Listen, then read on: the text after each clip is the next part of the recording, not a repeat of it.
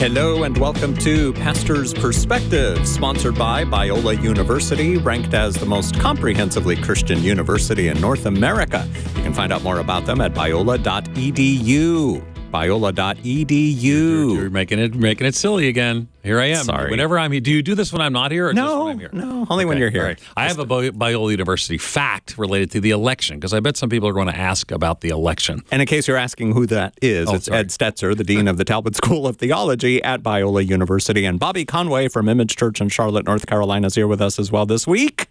Welcome, gentlemen. In person. And you don't do a lot of politics on the show, but we just had an election, so people can call at 888-564-6173. But for sure, we're going to have the secret ballot for the Senate. The Republicans took a Senate, so secret ballot for the Senate Majority Leader. That would be Mitch McConnell's old job. And I think the leading candidate is by the name of John Thune, which probably most of the people in Southern California haven't heard of, or wherever people are listening. But guess where he went to school? No. At the most comprehensive Christian university at Biola in North America. He's a Biola grad. Wow, that's cool. Yeah. So that's kind of fun. John Thune. And I think I've met him once at some hoi polloi meeting we had in D.C., but I didn't know him from Adam. Yeah. But, he's South Dakota? Like there's like one of those. There's like 8 people in South Dakota, and they get 2 senators. That's how it works. And an amazing bike rally. Yeah. I could see you going to the big Sturgis bike rally. Is that North Dakota or South Dakota?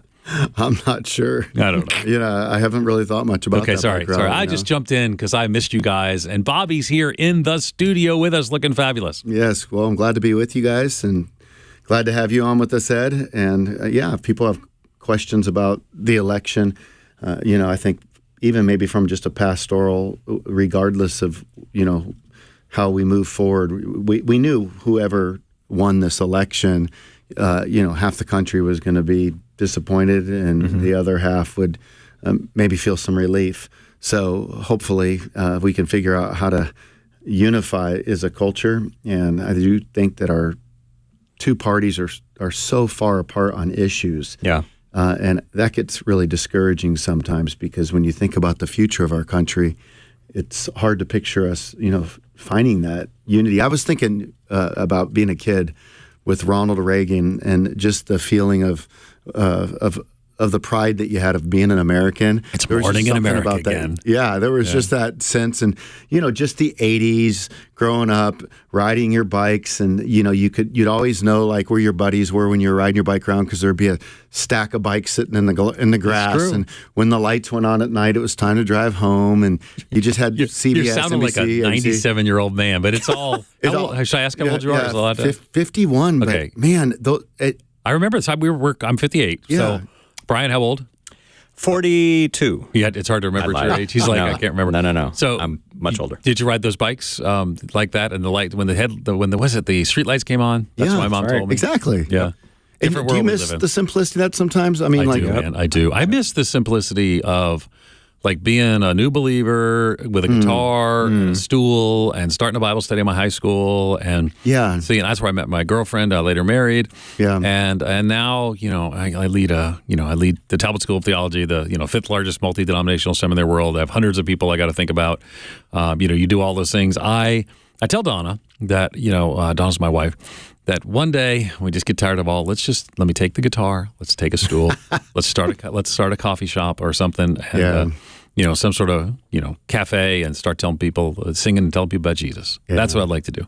Yeah. It's too complex, brother. Yeah. But you and I, here we are in the complexity of radio. So it's like, I guess complexity is part of the outcome of the system. But I do miss those simpler times. I think watching where our kids are and what they're up against, I find myself feeling a little bit, I don't know, just more grateful for the childhood that I had. Yeah. It was just even the world we live in with social media, I just don't think we're meant to feel the weight of the world and the way that social media gives us access. You used to just have your local paper, and, you might watch 60 Minutes on the weekend, and bored me to tears when my parents had it on as a kid. But I just do appreciate what we had, and that's kind of a nice thing. But I am thankful too, I'll say that I'm worried about the young generation, but I'm also encouraged but I'm worried about you've got the young ladies that are just far left, and now you got guys that are just kind of more Huge shift to the conservative. right. And what's it going to be like to find a marital relationship there, political combat for them, right? Yeah, I literally just retweeted this, and Brian, maybe you can share this up there because it's on top of my Twitter feed. It's not from me, but I retweeted it from a researcher, Brad Wilcox, who I think is a great researcher at University of Virginia, if I recall.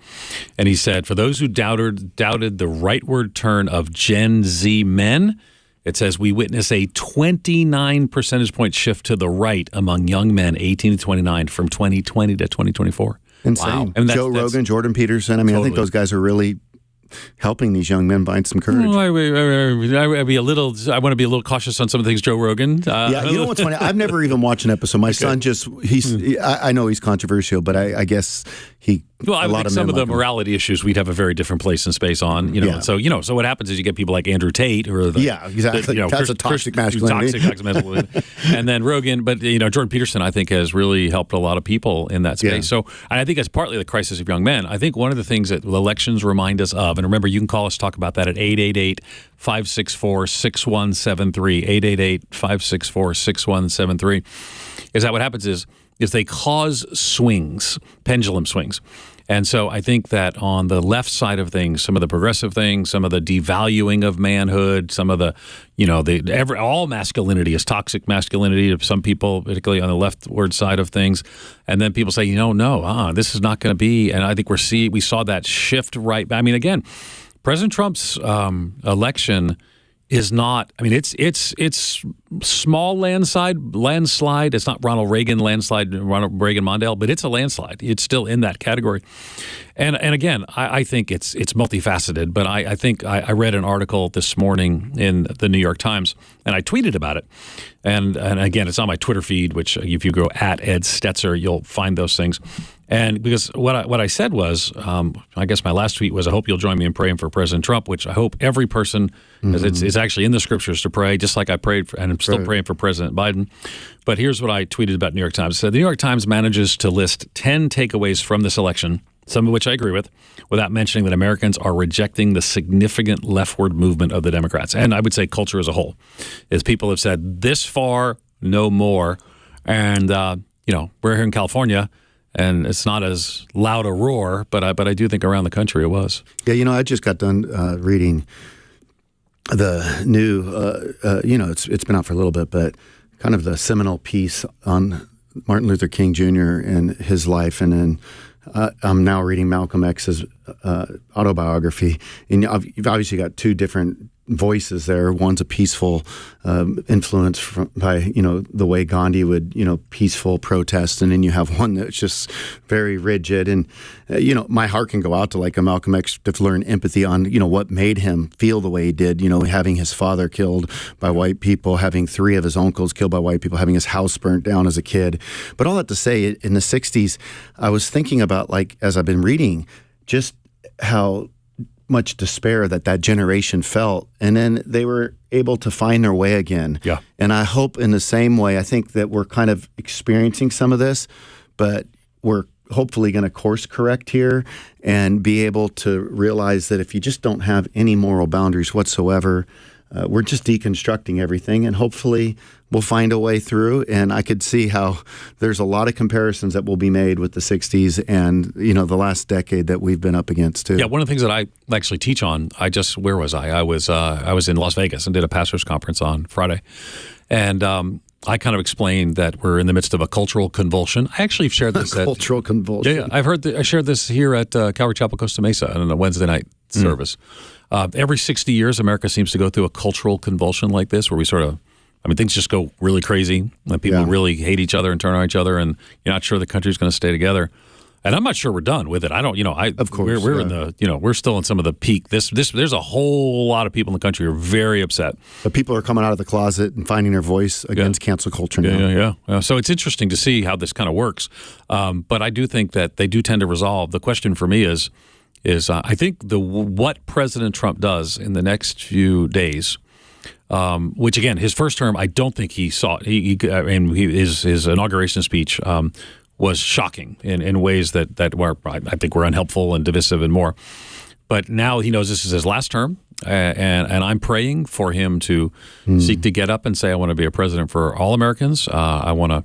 And again, he's had a near-death experience. I mean, I don't know. Out of that, we didn't see a lot of change. It's some of the rhetoric got worse. I mean, that Madison Square Garden stuff was, and you can easily say, well, I was a comedian, but that was really, really bad. It didn't impact the vote. So the question now is how will President Trump lead? And I'm praying that he will be a person who maybe has learned some things, and maybe some of those Christians that are around him can speak to him. I love them to share the gospel to him, but to speak into how he responds in the next few weeks and months. Yeah, I think one of the things that's unfortunate is I just would love some honest journalism, because I think a lot of people are traumatized about Trump. Like, again, I don't look at him as this great person of character by any stretch, but it's like we don't get to focus on the real issues often, because you'll get people who will say, well, he's going to be a Hitler, right? And if you're just listening to one ultra progressive line of thinking, they're looking to take things out of context, and both sides will do this. I just think if we can get back to honest journalism, because dishonest journalism puts us on the reaction to the extreme statements. And as I've said before, they're looking for stories that are going to, create conversation to keep the counts up. But I think there's been a loss of honesty with journalism, and it's constant reaction. And so the airtime's just going to just clarifying false statements. And I just wish we could speak true statements about objectively what happened so that we can engage on whether that's right or wrong instead of always just having to be on the defensive. Yeah, and let me say that I agree wholeheartedly with that. And I would also just add that that's certainly on the left and on the right. It is. I've seen we're that. seeing like whole news networks on the right that are just dedicated to saying things that just are bizarrely not true, but people often believe. And we have whole news networks on the left that have probably been doing that longer. That was I think part of the reaction on the right is that for a long time, it just the media, there's not really a mainstream media because Fox News, for example, is I think has more viewers than MSNBC and CNN combined, I think. So, but certainly we saw over time mainstream news become more. And the joke, and I used to do some stuff in politics, and the joke was whenever the Republicans running for office, the Republicans running against the Democrat and the media, and whereas the Democrat running for office is running against the Republican with the media. And so, well, we saw that in the debate with on Channel 7, David Muir, or ABC, I should say, for sure. Yeah. Very biased. Yeah, the rants are on both sides. I mean, it's like take Sean Hannity, for example. Like, it's a rant, and then at the end, let not your heart be troubled. Yeah. I'm like, how's my heart not going to be troubled? That's pretty funny. But he's from Long Island, so let's not. I'm from Long Island, so we want to. All right, again, 888-564-6173. Okay, so really quick, another thing on the media and the more conservative side. Blaze TV, Blaze Media, Glenn Beck, they put together a 12-minute video last night or this morning of a bunch of people melting down because of what happened. And these are mostly, and I see the title. Yeah. 12 minutes of libs melting down. Brian, I love you, but I'm not sure. All right. No, my point on this is you start watching it and hearing it, and there's a lot of F-bombs, this, that, whatever. I can see the lips moving. I know I'm not going to play that. Yeah. And some people would see this as funny, but it is downright sad at the same time to think that these people, they have no hope left because of what happened last night. Yeah, I saw some people in 2020 who acted in really strange ways after Joe Biden won the presidency too. Mm-hmm. So I think people sometimes react in really strange ways. But here's what I would say. It's going to be okay. Yeah. I don't even say that because I don't want to over spiritualize it. Jesus on the throne. I read the end of the book. Jesus wins. But again, our democracy will survive this, even if you are disappointed in the outcome of the election. And my hope is that we don't see what could be some pretty significant violence in the next few months. Unfortunately, we saw that the last time, when President Trump lost and Joe Biden won. So, and we've seen that in prior times. And so, my hope is that we don't see that again either. There's probably a benefit that it was an uncontestable win. For sure. For sure. If we had hanging chads, it would be a problem. I know. I don't even know if people remember hanging chads, but I was like, how do I pray? And I said, pray. I said, Lord, at least make it clear. Yeah. And I think, I was watching last night. And you could sort of see the demeanor of depending on what news station you were watching. Like if you were watching CNN, I was watching CNN and I flipped back and forth to CNN, Fox. I went over to MSNBC a couple times. And about 9 o'clock, you could see the CNN people were like, hey, wait, this is not, they seemed surprised. And the Fox people seemed more and more excited. And you could kind of see, and then they changed the whole conversation. Yeah, once you heard that Kamala's not going to speak, until tomorrow, I was like, okay. She wouldn't have come out with a statement like that if she thought there's a possibility. I was like, this thing's done. Well, for me, I'm enough of a nerd. I used to run a polling company. I used to Lifeway Research. You knew that. So for 10 years, but you didn't know it was a polling company. No. I thought election polling. No. Okay. So we did election polls though. We did election polls. So if you ever remember, like the percentage of pastors who were supporting this back in Clinton and Trump. Yeah. So we did that research. So we did research on those things. But as someone who's ran a polling company, I knew where to look. I was looking at Pennsylvania. Is she overperforming, underperforming in Philadelphia? And when she was underperforming, I actually went to bed. I'm like, I know who's going to win the election. Because once you see that. But what's fascinating is the percentage of the shift among African Americans, young black men, and Latinos in particular. I mean, stunning shifts. Didn't he win the Latino vote in Michigan, I think, President Trump? So it's fascinating. Anyway. Yeah, you know what, though? Like, this is the thing that you see is you have I told my wife today when I was talking, and in this video that you're showing, Brian, my daughter calls today, and she's like, Daddy, I got this friend, and she sends out this post. If anybody voted for Trump, just unfollow me. And I'm like, boy, that's just crazy. Like, is that the way we're going to be? But I was talking to my wife today, and it's getting back to the facts thing. Like, there are a lot of people that are traumatized. Like, for example, some will say, oh, you know what, that if you, if Trump takes the presidency, then if somebody has a DNC, then women are going to be at risk because they're not going to be able to have that taken care of. And this is the kind of propaganda that gets fed.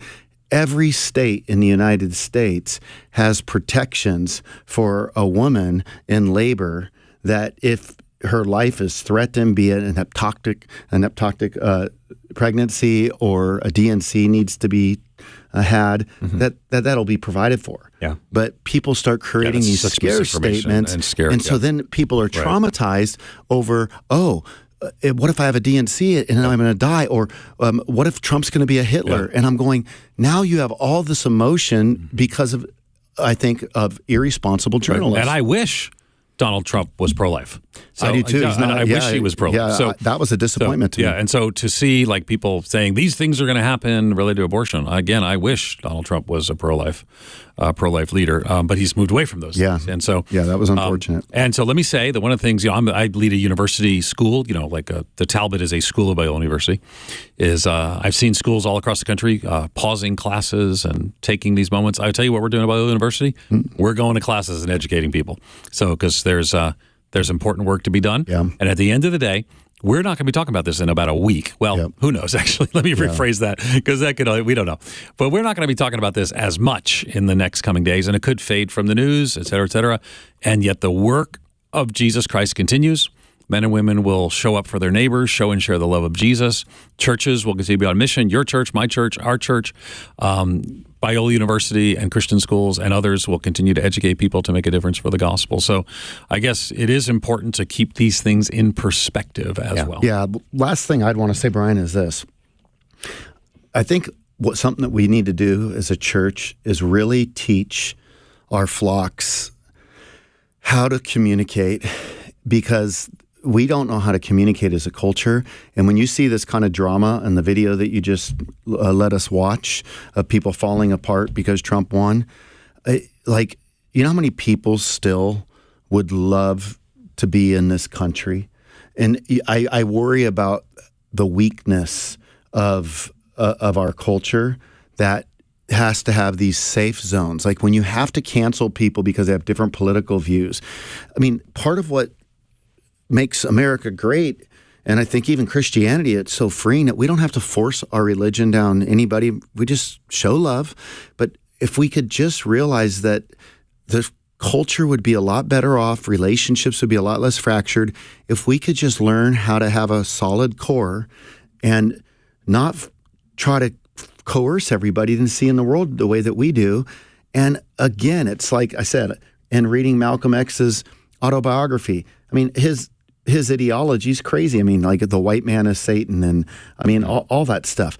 But when you listen to all of his bad encounters with white men, he was basically, prepared to receive that kind of ideology that would come along by Elijah Muhammad. And so all that to say, I mean, just learning some decent respect for humanity and realizing all people are created equal and getting back to just that one statement. Seems and that means everybody can look at the world differently. I'm a little surprised how much you're getting into Malcolm X. This was not an expectation I had. Well, what happened was I did a political message. Yeah. And I have a multicultural church, and I disrupted some of the people in the church by talking about how you could read Romans 1 in the Vice list, and it looks like the ultra far left, leaders. Yeah. And I said that should be concerning to us, and that's not to justify Trump's. That, you know what I mean? Because people hear either. I can call out both. Yeah. And I'll say that too. Like, hey, I can call out Trump stuff, But if you're still going to vote, like for the Democratic Party as a Christian, well, you should still be able to call out, why are we running on abortion, or why are we so into some of the, immoral behavior? How are we justifying that? So show some objectivity and be able to call out both sides. For sure. 888-564-6173 is the number to call. We're here till 4 p.m. Pacific time. We're not going to talk about politics the whole time unless you guys have a question about it. And I also, none of the phone calls. No. None of the phone calls coming about that. They're all like tithing and demon possession and. Well, that one maybe might. No, I'm joking. Yeah, Ed's demon possessed, so he could talk about No, that. I don't believe in demon possession of Christians. Christians can't be demon possessed. Let's take that tithing question first. Here is AJ in Huntington Beach, who is listening on kwave.com. Hi there, AJ. Hi, pastors. Thank you for taking my call. Just a quick question. When it comes to the tithe, do we have to give it to the church, or can we give it to an organization that helps out the homeless directly? What do you think, Bobby? Yeah, I do think that it's good to support your local church, but it's also, perfectly okay if there's an organization that you want to help.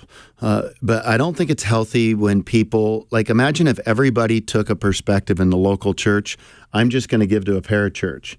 Well, then guess what? You wouldn't have a church. Mm-hmm. So you have to support your local church because being just a benefactor of that, I think that's really important. But I think it's great when people can find an organization, and if it's something really important, and maybe there's a ministry your church has, and if not, maybe it could become something that you ask your church to partner with a local homeless ministry, and then you'll feel good even in the tithes that you're giving to the church, knowing that some of that's being set apart for that type of a gift. How about this idea, too? AJ continues to tithe to his church, but maybe he volunteers at one of these organizations. Ed? Well, I would say that AJ asked to use the word have to. I don't think you have to. The whole point of cheerful giving is not begrudgingly or no compulsion. So I think you probably normally would. Yeah. I give beyond the tithe from my salary and to my local church. So I do think that's normative, and there's a lot of reasons for that because people minister to you, those who, work in the gospel, make their living in the gospel and more. So there's a lot of reasons for that. So what I would say is, but have to, no, because there could be some reason that maybe AJ is not happy with the church or something else. But, I would say normally I would have a cheerful giving heart. And a tithe is a wonderful picture of what that looks like, and primarily to a local church is what I would say. What do you think, AJ? Awesome. Well, thank you, guys. I appreciate it. Thank you, my friend. 888-564-6173 is the number to call to talk to Bobby Conway and Ed Stetzer. Here is Stephen in Santa Ana, who's listening to us on our flagship radio station, K-Wave. Hello, Stephen. You had a question about a possible contradiction in the Bible. Let's hear it. Well, actually, I'm not going to say that it's a contradiction because there is no contradiction in Scripture. My daughter and I were reading through the Gospels, and this is in regards to when Jesus crossed the Sea of Galilee. He ran across that guy that was possessed, and if I remember correctly, he cast the legions into the sheep or the pigs over the edge of the cliff. Well, in Matthew, it says there was two possessed that met Jesus. However, in the book of Luke and Mark, it says there was one. And I just needed clarification because to me, I just know in my heart that there probably was more than one. It's just Matthew recorded there's two, and then the other books, for whatever reason, said there's one. But I want whoever's listening to this program to know that there is no contradictions in the Scripture. But I do need your clarifications because you seem to be more versed than myself. More versed in the verses. Bobby Conway, what do you say? Yeah, so in this type of situation, it doesn't say there was only one. So, what happens is the focus gets put sometimes on one, perhaps because maybe that one person's behavior was more, erratic, and that lodged in a memory. Like think about when Columbine happened. And, the girl Cassie, she said yes. Well, there were a lot of other people that died at Columbine, but, a lot of us can just remember, was it Cassie Bernal? It was. Yeah. So we can remember Cassie Bernal, she said yes. And so if I was talking about Cassie Bernal, and then Ed, who might have paid attention to the event, he might be talking about Cassie and the others that also died at Columbine. So I think sometimes you see this. So here's what you can always know is whenever there's two, there's at least one. Mm-hmm. So it doesn't say only one to qualify. And then what also happens sometimes where people get confused is like with the accounts of, did Jesus heal 2 blind men or 1 blind man? Well, then sometimes context will help you to see that, okay, you've got 2 different stories that have happened in that situation where that takes place. Yeah, these are probably one story. And like I said, there are places where it's 2, but probably one story. But I think your explanation is right on. And I think it also sometimes helps to recognize that Matthew, Mark, Luke, and John. Well, first of all, these are okay questions to ask. These are fair questions to ask because Matthew, Mark, Luke, and John claim to be telling true stories. Yep. And we believe them to be rooted in historical fact. We talk about inerrancy of the Bible, the Talbot School of Theology. I'm guessing that's part of the doctrinal statement in Calvary Chapel world and probably at your church. So we believe the Bible to be without error. So it's not a bad thing to say what's going on here. So, but you also have to understand that Matthew, Mark, and Luke are all and John are all telling a story with a point they're trying to emphasize, which kind of goes back to where you mentioned Cassie Bernal. Well, why do people tell that story? Because they're trying to emphasize her faith commitment. That's right. Where someone else is telling the story, it might be emphasizing somebody else's bravery. And, so like if we left here today and I was hanging out and I was talking to Brian Perez and because we had this thing where we talked about whatever. And I might not mention Bobby. How would I not mention Bobby? So for example, Matthew here is really trying to emphasize Jesus' power over this huge demonic force. Mark and Luke are actually sharing the story, but wanted to add that one of the 2 men, what they wanted to do in response. So whereas Matthew's not as concerned about that as well. So a lot of times it's what they're trying to communicate or articulate. And most scholars think that these are also built on an earlier document called the Q document, where some of these sayings or activities took place. And so Matthew would take part of that, Luke would take part of that, draw from that earlier source. And flesh it out. Stephen, thanks for your phone call today on Pastor's Perspective. We're going to take a break, and then we'll be back with more of your questions. 888-564-6173 is the number to call. We've got Bobby Conway and Ed Stetzer here in the studio to chat with you at 888-564-6173. If you're watching on Facebook or Instagram, the number's right there on the bottom of your screen. And this just in, we are also now live streaming on the Pastor's Perspective Instagram page. So not just Facebook and YouTube, but Instagram too. Ocean Starfish, thank you for that suggestion. We'll be back with more on Pastor's Perspective.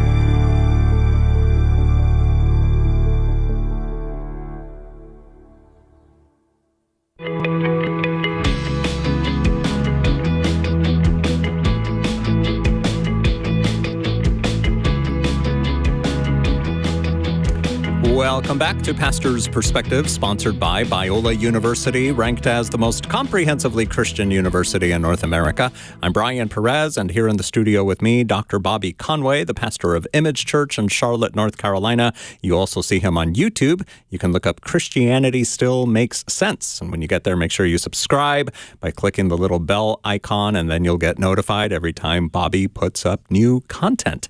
And you can find out more about Bobby's church at imagechurch.live. Also here in the studio is Dr. Ed Stetzer, the Dean of the Talbot School of Theology at Biola University. You can find out more about Biola at biola.edu. Okay. Not edu. Not edu. Biola.edu. Now, if you've got a question for us, call us on the phone. The number is ed 564-6173. 888-564-6173. Ed and 8. They just kind of sound alike. Wow. You got to get out more, right? Everybody says that. John in Trabuco Canyon. Wow. Welcome to the program. How can we help you? John, I apologize for Brian Perez. I hear that. Hey, love you guys. Prime Minister Benjamin Netanyahu, before the election I was even over, gave an immediate endorsement of the Trump election. And I was just wondering if you gentlemen feel that the overwhelming support that American evangelicals give to the state of Israel, if that had any impact on the Prime Minister's decision to make an immediate endorsement of this election, because normally in years past, Israel kind of takes a neutral position or they wait a while before they even get involved. But this was such an immediate endorsement. Do you gentlemen feel that the close relationship that American evangelicals give to Prime Minister Netanyahu might have made an impact on him doing this? All right, yes. Ed? Yes, thank you for your call. So, I mean, clearly he did. Now, here's what I think is interesting. I think the Democrats and Republicans were both pretty pro-Israel in ways that, in some people actually say, might have cost Vice President Harris significant votes in states with a significant Arab population and like Michigan and more. But there's no question that that Israel's leadership would have preferred Donald Trump and now has Donald Trump. So yeah, I think immediately affirming that it's true, and I think that's always the case. I just was in Ukraine, and I can tell you that there's significant concern in Ukraine, which was invaded by Russia in a bloody Russian war, and significant concern that President Trump is much less supportive than the Democrats. One of my concerns, whenever you have an election, there's the things you think that are good, could be good, things that could be bad. One of my concerns is having just returned from Ukraine, who are fighting for their lives against an evil Russian invasion, that support's going to be less. But I think for Israel, I think the Israeli government certainly would be that case. And you can actually kind of go around the globe, like NATO, not so excited about President Trump. But you go to, depending on which party in Brazil, more excited, or the Philippines might be more so. So, it's a little tricky because it's not like it used to be where there was like kind of one party represented this to all, like maybe Republicans in the Reagan era were just muscular, Reagan and Bush, we're going to invade you, we're going to, we're going to intervene in your nation. Neocons, they call them, and that's not the case anymore. I think President Trump has said we want to, look at all the wars that we were in. I want to pull us out of those things. So I want to get out of Ukraine. We're not technically in Ukraine, but I want to not support, those kinds of things. So what do you want to add? I would agree with you. I mean, I think that for sure that they're going to feel better about that. I mean, I just hope that if anything, we'll just figure out how to bring these wars to an end altogether. I just hate that so many people are dying in Palestine and in Israel, and I hate that innocent Russians are dying because of Putin's ego that Ukraine has to respawn, and I hate that the Ukrainians are dying. It's just a really, really sad thing. Ego, man. I'll tell you how many people have died in the name of ego. Yeah. John, thanks for calling us today here on Pastor's Perspective, 888-564-6173. Let's go to Maryland. Here is Julian, who is listening on, I assume, the K-Wave app. Thank you, Julian, for downloading the app and for calling in today. 888-564-6173 is the number. Go ahead, Julian. Hi guys, thank you for taking my question. I just had a question. I was reading John 14:27. It's talking about the peace that God gives us in trials and whatnot. I was wondering how that applies to, like, if you sin and you're going through a trial because of your sin, like, should you still have peace and should you still ask God for help and, like, direction? Or Wow. just wondering about that. Yeah, if it's something you did yourself, should you still ask for help? What do you think, Bobby? Yeah, I mean, I think that the secret to unlocking that is confession, and that will usher in peace with God. And that peace might not be a feeling. You know, when he says, peace I leave with you, that doesn't mean that we'll always have the feeling of peace, but peace he leaves with us in that, hey, he pulled it off. He died on a cross, and I've paved a way for you to be reconciled, for you to have peace with God. And so that peace that you're wanting after sinning is something that confession and trust in God's word, knowing that, guess what? I blew it. Doesn't mean consequences aren't going to come, but I'm forgiven and I'm going to rest in that. And so the peace that you can gain then would be to confess and to believe by faith that you're forgiven. Ed, anything to add? No, I think you're right on. I think the peace can come through the trials that were caused by the circumstance. You're still living through that, but you can still have peace in the midst of that as you walk through some of the results of maybe the sin that got you there. Yeah. Hang in there, brother. Does this help you, Julian? Yeah, that was helpful. Thank you. Thanks for calling us today on Pastor's Perspective. 888-564-6173. Follow-up question from Fullerton. Daisy, go right ahead. You're on with Bobby Conway and Ed Stetzer. Hi, what a pleasure to have you on, being able to talk to you. God bless. Yeah, you too, Daisy. I have a question. I heard you say that President Trump was not pro-life. My understanding is that he is pro-life. He just makes exceptions for rape and incest. I personally wouldn't, but I mean, I'm not on that woman's shoes, so it's a little different to criticize somebody that has been raped. But if we could please expand on that, I would really appreciate it. So, where have we heard that President Trump is not pro-life? Yeah, so several places. First, he had the pro-life plank removed from the Republican Party platform, which was a deep disappointment for those of us who've been involved in the pro-life movement, who've marched for life in Washington, D.C., and I've spoken at Marches for Life. So we removed the pro-life plank from the platform. Second, he said he would not support or sign any national pro-life bill, what's often called an abortion ban. He said that that's now to the states, and he said to leave it to the states. But then he spoke out against some of the more restrictive abortion bills at the state level as well, showing that actually he was going to lean in on some of those things as well. So I think you could say that President Trump is more pro-life than the Democratic Party and that Kamala Harris was. I think the Kamala Harris's views, they wanted to restore Roe v. Wade. Roe v. Wade put the United States in a group of 7 other countries that allowed elective abortions as long as it did. And under those 7 countries include North Korea, China, and us, and 4 others. So I think it's fair to say that that right now we don't have a pro-life party functioning at the national level in the United States. We have one that is a radically pro-choice party and one that is a pro-choice by state party. And I think that's kind of where we are. Would you agree, disagree? What would you want to add? Yeah, I mean, I would just add to the rape and incest piece. And, obviously with his wife, Melania, she just had a new piece come out and she talks about this in her latest book. But I do think that that's a problem for me personally. It's an inconsistency. It's horrible if somebody was raped. I mean, it is awful. And I can definitely just think that the church should show tremendous amount of compassion. I don't think that because of adoption, there's other options. Yes, would that be just a constant reminder of what happened? Yes, but you also have the potential, which a lot of the pro-choice movement doesn't talk about, how the women do suffer with guilt because of an abortion. And so if we do believe that abortion is basically murder of an innocent baby, right? Like if you take it that this is a baby inside the womb, then Yes.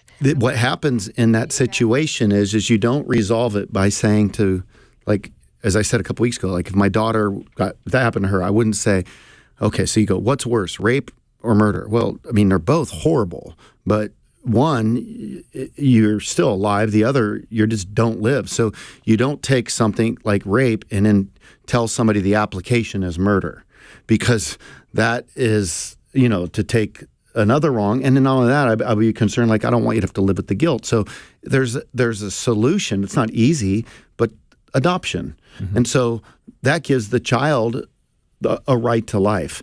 Incest. Some would say, well, the child might be born with some deformities. Well, that is true, but there's no guarantee that even in a non-incestuous covenant marriage relationship that the baby might not have deformities. Mm-hmm. It's like I didn't even bother with the test, when our kids were there, because it's like I don't need to have that. What's the name of that test that you give? I know what you're talking about, the amniotic fluid test. An amniocentesis. Yeah. I don't need to see that because at that time, I understand research comes further and they might be able to get ahead of some things. But at that time, I was like, whatever our child has, we're going to see that baby as a gift. Mm-hmm. And so it won't feel like a gift if a person's been raped or if there's been incest, no doubt. But it could be a gift to somebody else. Yeah, and I would say that, Daisy, it sounds like me, you're pro-life, and Bobby and Brian and I are pro-life, and the views of this radio station and the churches and Biola University are all pro-life.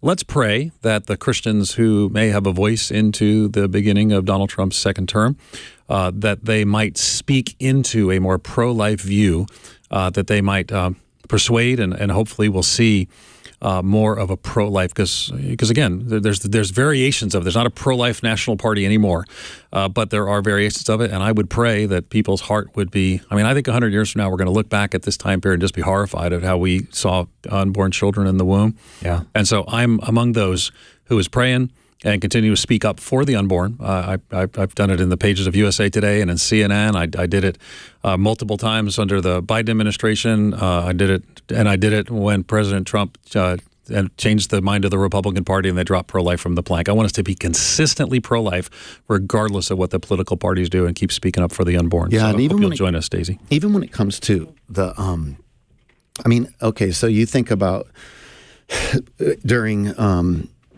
the German concentration camps, and you had all of these lobotomies being performed, and it was just atrocious. And Hitler was obviously, influenced by eugenics and wanting to bring in the super race. And then people finally, had an awakening of like, wow, that's really evil.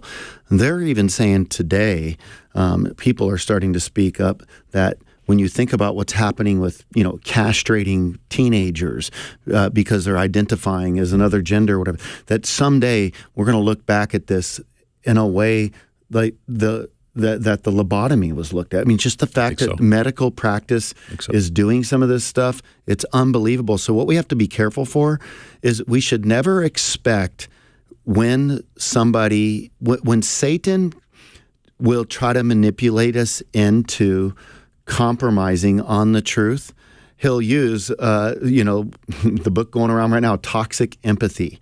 And so, for Hitler, for example, we got to be sacrificial, and we got to bring in this super race, and somebody has to be willing to pave the way. And that means killing off all those that are, polluting the genetic pool and getting in the way of the super race. Or today, they'll use words like, you're not compassionate toward people if they've been raped if you don't sign off on an abortion. No, that doesn't mean you're not compassionate. So you have to be really discerning, because they'll use words that will make you feel guilty, and then you'll buy into, oh, you're not, like, I'm compassionate, I feel tremendous amount of sympathy for somebody who looks in the mirror and feels like they're the opposite sex. But why in the world would I want them to go and have a sex change? These teenagers and being put on hormone pills that could just mess them up for life. They're so young; they're not even in a position to make that kind of a decision. I feel like that's a compassion, and I don't feel like it's, helpful to do that to somebody. So I really do think we have to be careful, because the way that people with these agendas use their language, it's toxic empathy. And then lots of Christians end up buying into it, and then we start compromising and we get inconsistent in our worldview. Yeah, the subtitle of that book that you mentioned, Bobby, Toxic Empathy, How Progressives Exploit Christian Compassion. It's by Ellie Beth Stuckey. Might want to check that out. Daisy, thanks for your phone call. Let's go to Brian in Pasadena. Welcome to Pastor's Perspective, Brian. Hey, pastors. Thanks for taking my call.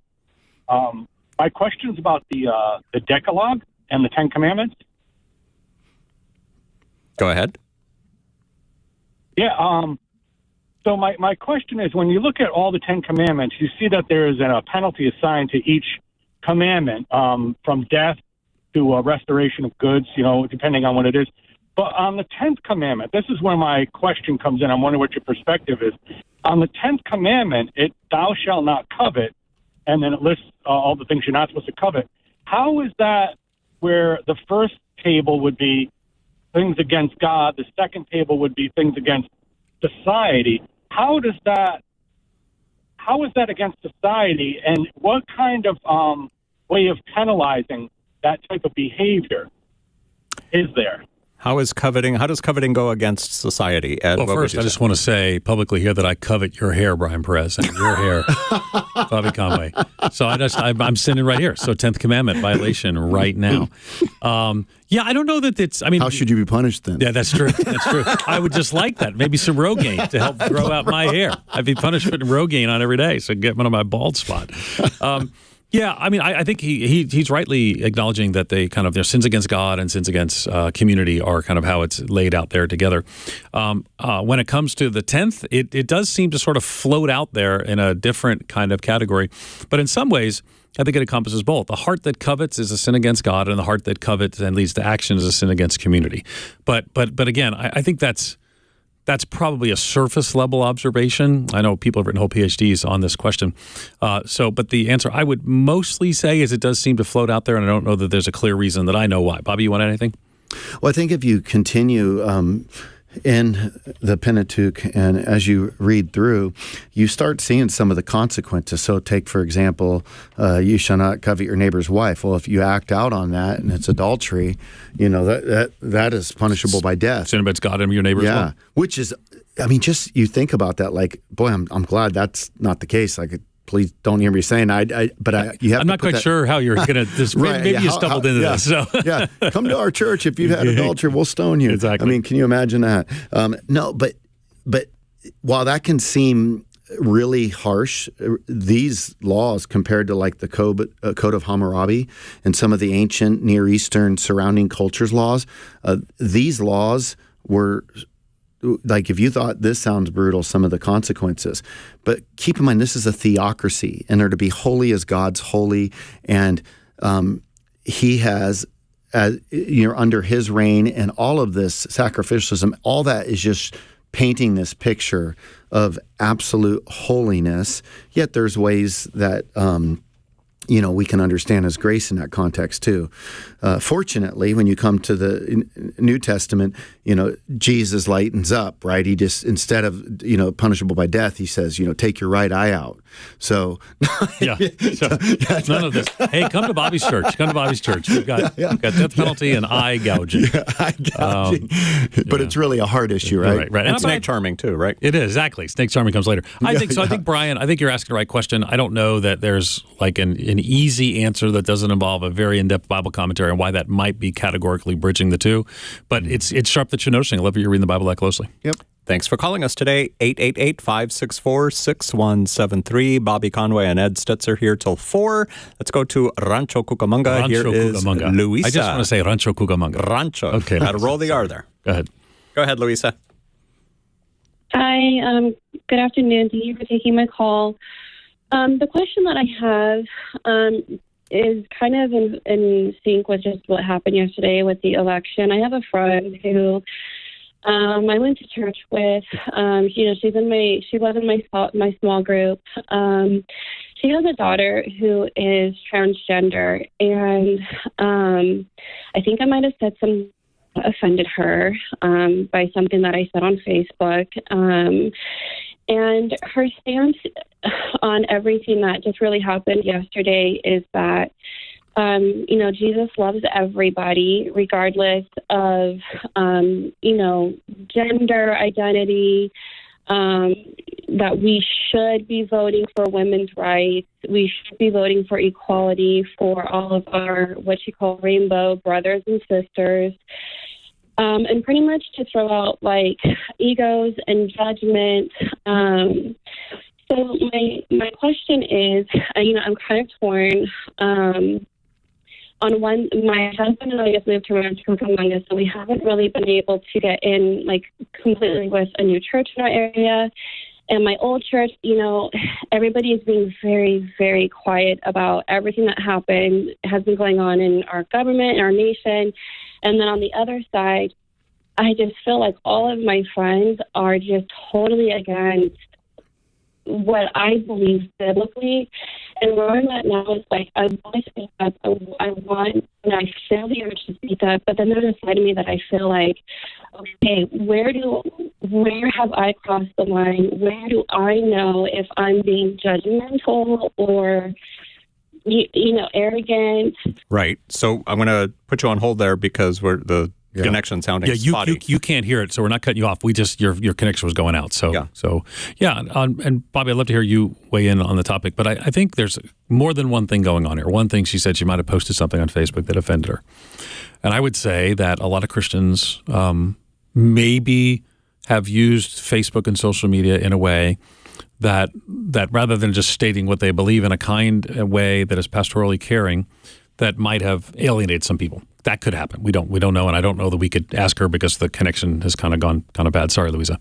But I would say simultaneously, sometimes the truth itself, is offensive. I don't think that the best place to have conversations about some of these deep, complex issues is on Facebook with strangers. But I think you can, you can go to a church that teaches and believes the truth. I'm at Mariners Church, and we do a series every January called On the Table, where we talk about the hardest issues nobody wants to talk about. So my sermon was on why bad things happen to good people, but Eric did the sermon on transgenderism, which he said at the beginning of the sermon, listen, I don't want anybody like applauding when I make a point because that's not what we're doing here. Yeah. This is not that kind of rally. Mm-hmm. And so instead, we're talking about people in our church. Our church is large enough that we have people who struggle with gender identity in our church. So what I would say is we want to talk about these issues as if people that we care about are in the room struggling with them, because at a church of any, maybe 200, 250 people, there are people who probably are struggling with same-sex attraction or gender identity. So what I would say is it sounds like there's a whole constellation of issues that she's on the more progressive side of things. But my exhortation would be what you could do is just build a relationship with this person. And I guess this is where it gets tricky, right? She may prefer to do different pronouns. You could say to her, can I use your name? And then do that to your degree of comfort. But I would say that this is an opportunity to recognize that the culture wars are not best fought on social media. We need to win people through gracious, loving conversations, and that may be what's next best for you, Louisa. Yeah. The thing that gets challenging, because we absolutely can love and build friendships with people that have transgender kids or are transgender. I mean, they're still beautiful people. You're right. We might not agree with, but they're still created in God's image. They still have dignity. It warrants tremendous compassion from us. But it's not fair for anybody to make us feel like, oh, you don't really love me unless you buy off on this, because you're in a pickle as a Christian where, hey, if I'm not a Christian, okay, maybe I'm going to look at this differently, but I'm also trying to be faithful to the seeing that there is a gender binary, that God created a male and female. Now, there is, a 4,000% increase in the UK of studies showed that teen girls are struggling from gender dysphoria. A lot of this is marketing. A lot of this is why I'm absolutely against putting kids on, hormone blockers and all that stuff, because the majority of them will grow out of that. And if they go and they start cutting themselves and having surgeries and all that, that just seems very dangerous. If somebody's an adult and they decide to do that, that's the choice that they make. If they ask our opinion, we can still love them, but don't let somebody define what it means to love, because often what they do is they're going to define it to you celebrate what I think. And we don't do that with any other thing. You don't have to celebrate Islam to love a Muslim, so why do we have to do it here? Right. Louisa, thank you for your phone call. We have run out of time. We will be back tomorrow between 3 and 4 p.m. Pacific time. God bless you all. If you did not get on today, try again tomorrow. We open up the lines about 7 minutes before 3 o'clock. For Bobby Conway and Ed Stetzer, I'm Brian Perez, and Pastor's Perspective was sponsored by Biola University, ranked as the most comprehensively Christian university in North America. You can find out more at biola.edu.